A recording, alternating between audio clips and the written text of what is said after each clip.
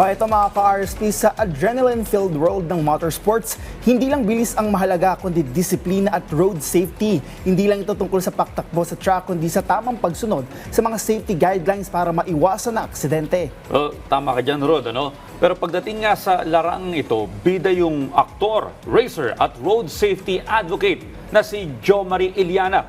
Magandang umaga at welcome sa Rise and Shine Pilipinas, Jo Marie.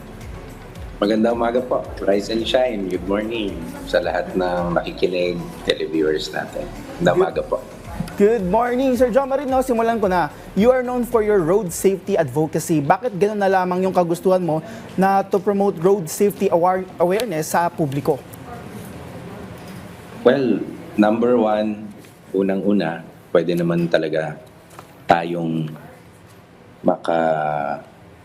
makatulong pagdating dun sa contribution natin na unang-una mabawasan ang ating mga aksidente sa daan, yung mga fatal accident lalo na, malaking aksidente, maliit na aksidente. Tayo po ay naniniwala that we can all save lives pagdating po sa ating public roads, pagdating sa ating mga, lahat po tayo na gumagamit ng ating mga public roads. Ito po ay ating isinusulong for the longest time at naniniwala tayo na marami rin tayong pagkukulang pa, marami rin tayong shortcomings at kung tayo naman ay lahat ay magtutulungan, ito na may ating pwedeng makamit. Hindi natin masasabi na kaya natin 100%.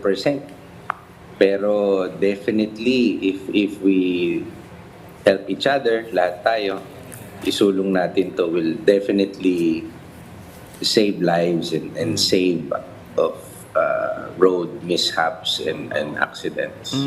Well, Sir Jo Marie, sa inyo pong observation, ano ba yung pinaka road safety issue na dapat tutukan ngayon? Napakarami niyan, pero umpisahan natin dun sa ating mga sasakyan at saka sa ating mga driver. Unang-una, are we well educated kung ang sasakyan ba natin ay roadworthy? Pangalawa, din bang driving culture or ang ating driving style is roadworthy din ba? Tayo ba ay laging safe? So sa akin, back to basics. Ang pinaka-basic, ang importante, alam natin, we are aware that ang kotse natin roadworthy at ang ating driving culture ay roadworthy din. Safe ba tayo? Kaya back to basics pa rin talaga ang pinakamainam na step natin forward. Sir Jo Marie, kaugnay na rin sa inyong advocacy at bilang partner rin ng motorsport, no, may isasagawa kayong motorsport event. Pakibahagi naman to sa ating mga ka-RSP at pwede ba sumali o paano ba sila pwedeng makilahok o manood dito? Ako, salamat at ako'y pinayagan yung mag-promote. No? We have an event sa Okada, Manila on May 31. It's called Joms Cup. And this is brought to you by Okada, Manila and Motorsport Carnivale. Ang Joms Cup po ay isang drag racing event. It's a 1/8-mile challenge. Ito po ay may tatlong kategorya. Yan po ang supercar, muscle car at ang vintage classic. Isang buong araw po to ng pagbabalik ng ating sigla ng motorsport in the heart of Metro Manila. And ito legalized na event and ibabalik po natin yung saya at saka yung sigla ng tinatawag na 1/8-mile na challenge. Ayan. At kaya imbitahan ko rin yung ating mga kababayan to follow ang ating pages ng Motorsport Carnivale PH. Pag pumasok po kayo dyan, pwede kayong mag-inquire and kung paano pong sumali. At nandyan na rin po nakalagay ang ating registration, mechanics, and all that. And tayo po, sinusulong natin to upang ang ating mga kababayan magkaroon ng venue kung saan merong competition at merong fun, pero sa legal na paraan.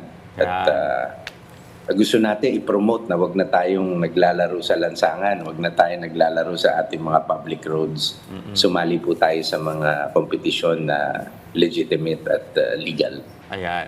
So exciting to, no? Well, sa tingin mo, Sir Joe Marino, paano nakakatulong yung motorsports sa pagpapalaganap naman itong advocacy mo na road safety awareness? Every time we promote sports, legalized, we promote road safety.